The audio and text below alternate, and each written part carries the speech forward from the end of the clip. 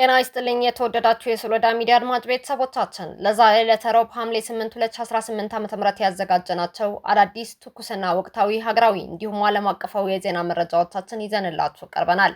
እስከ ፕሮግራማችን ፍጻሜ አብራችሁን ቆዩ። ኢትዮጵያውያን መመካከር አይችሉም የሚለው ትርክት ተሰበረ።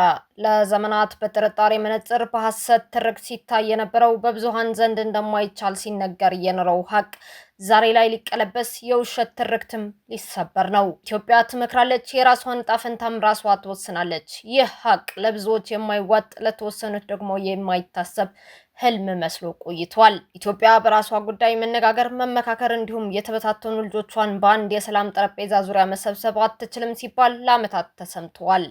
የችግሮቿ ቋጠሮ ፈጽሞ የማይፈታ የልዩነቶቿም ግድግዳ የማይናድ ተደርጎም ተስለዋል።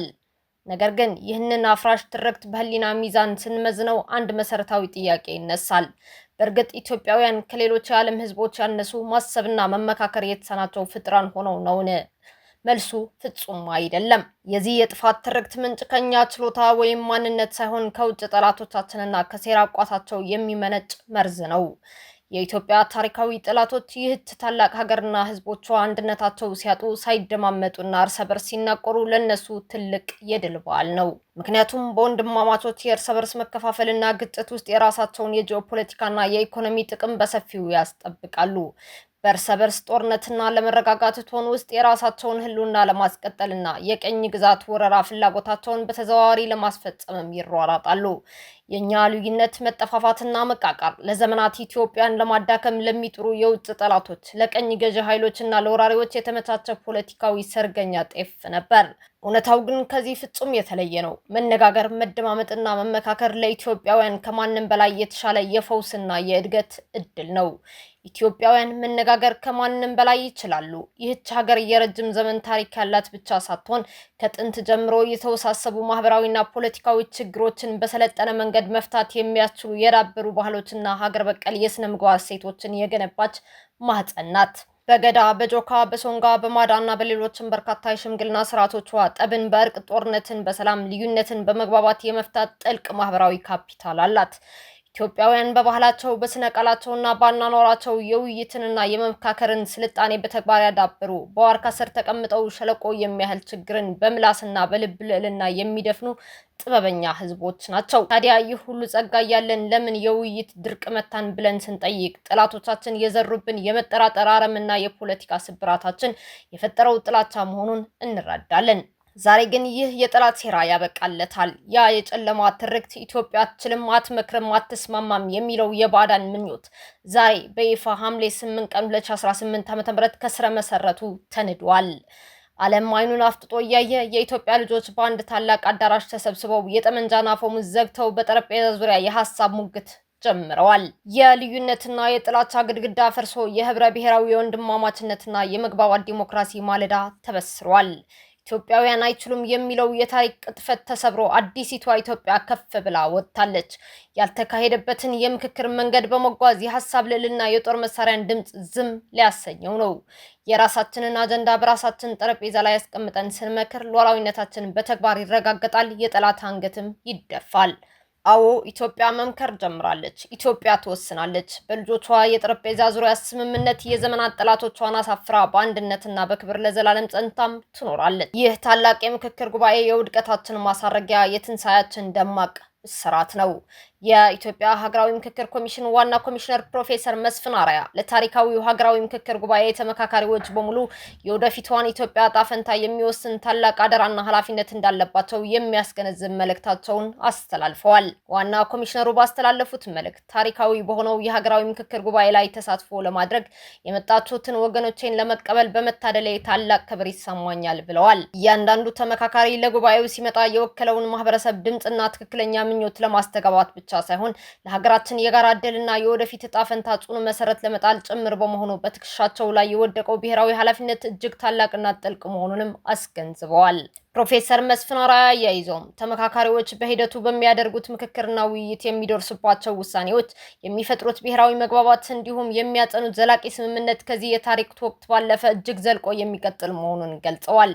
ይህም ለሰላማዊት ለዲሞክራሲያዊትና ለተግባባች ኢትዮጵያ ዘላቂ መሰረት የሚጥል ታሪካዊ ክንውን መሆኑንም በአጽንኦት አስገንዝበዋል።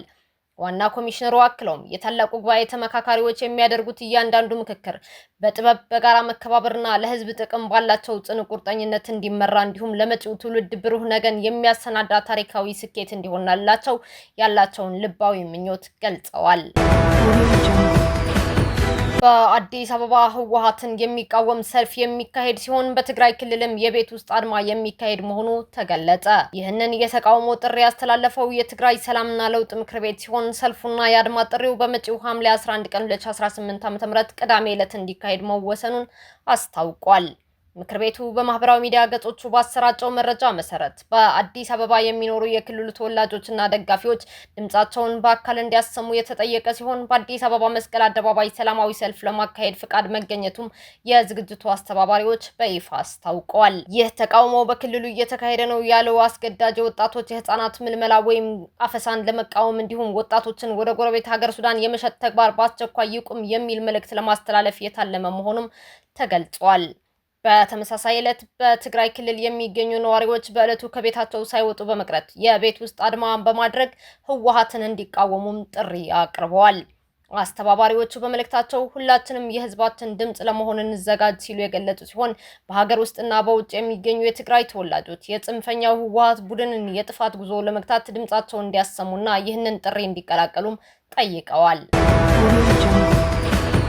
ህገወጡ የህወሓት ቡድን የትግራይ ህዝብ መከራና ደህንነት ምንጭ ነው ሲሉ ዶክተር አረጋዊ በርሄ ገለጹ። ህገወጡ የህወሓት ቡድን የሰላም አማራጮችን በተደጋጋሚ በማክሸፍ የትግራይ ህዝብ መከራና ደህንነት ምንጭ መሆኑን አጠናክሮ መቀጠሉን የትግራይ ዲሞክራሲያዊ ፓርቲ ትዴፓ ሊቀመንበር ዶክተር አረጋዊ በርሄ ገልጸዋል። ዶክተር አረጋዊ በርሄ ወቅታዊ የትግራይን ሁኔታ አስመልክተው ከኢትዮጵያ ዜና አገልግሎት ጋር በነበራቸው ቆይታ የህወሓት ቡድን ከተመሰረተበት ጊዜ ጀምሮ ችግሮችን በጠመንጃ ለመፍታት የሚጥር ግትር አቋም ያለውና የወንጀለኞች ስብስብ መሆኑን ተናግረዋል። በፕሪቶሪያ የተፈረመው የሰላም ስምምነት በአግባቡ ተግባራዊ እንዳይሆንም ቡድኑ እንቅፋት ሲፈጥር መቆየቱን ጠቁመዋል።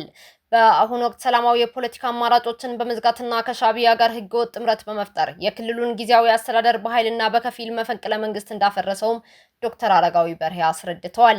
የፕሪቶሪያ የሰላም ስምምነት ለትግራይ ህዝብ የፈጠረውን የሰላም እድል በማደናቀፍ ቡድኑ የሰላምና የህዝብ ጠላት እንዲሁም የድህነትና የመከራ ምንጭ መሆኑን በተግባር እንዳረጋገጠም ዶክተር አረጋዊ በርሄ አስታውቀዋል።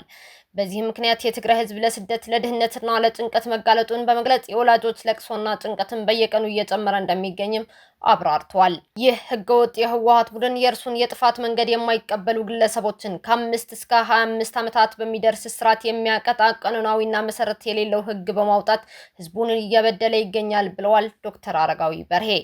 ቡድኑ ከሻዕቢያና ከጽንፈኛው የፋኖ ኃይል ጋር በመተባበር የፈጠረውና ጽምዶ የተባለው ስብስብ የትግራይን ህዝብ ለማጥፋት እየተጎነጎነ እኩይ ሴራ መሆኑንም አስረድተዋል። በተጨማሪም የትግራይን ወጣቶችና ህጻናት ከወላጆቻቸው በኃይል በመንጠቅ ወላጆችን በማሰርና በማንገላታት የትግራይ እናቶችን እያስለቀሰ እንደሚገኝ በመጥቀስ የነጠቃቸውን ወጣቶች ለሱዳንና ለሻዕቢያ በመሸጥ የገቢ ምንጭ እያደረጋቸው መሆኑን ዶክተር አረጋዊ በርሄ ገልጸዋል። የቡድኑን የጥፋት መንገድ መላው የትግራይ ህዝብ በግልጽ የቡድኑን የጥፋት መንገድ መላው የትግራይ ህዝብ በግልጽ እየታገለው ይገኛልም ብለዋል። የፌዴራል መንግስት ለዚህ ህገወጥ ቡድን የሚያቀርበው ተደጋጋሚ የሰላም ጥሪና የሚያሳየው ትዕግስት ህዝቡን ከአደጋ ለመታደግ ያለመ መሆኑንም ዶክተር አረጋዊ በርሄ ጠቁመዋል። ጠቅላይ ሚኒስትር አብይ አህመድ በህዝብ ተወካዮች ምክር ቤት ተገኝተው ያቀረቡት የሰላም ጥሪ የሚደነቅ መሆኑን የገለጹት ዶክተር አረጋዊ ይሁን እንጂ ቡድኑ ለሰላም ጥሪው አዎንታዊ ምላሽ እንደማይሰጥ ገልጸዋል።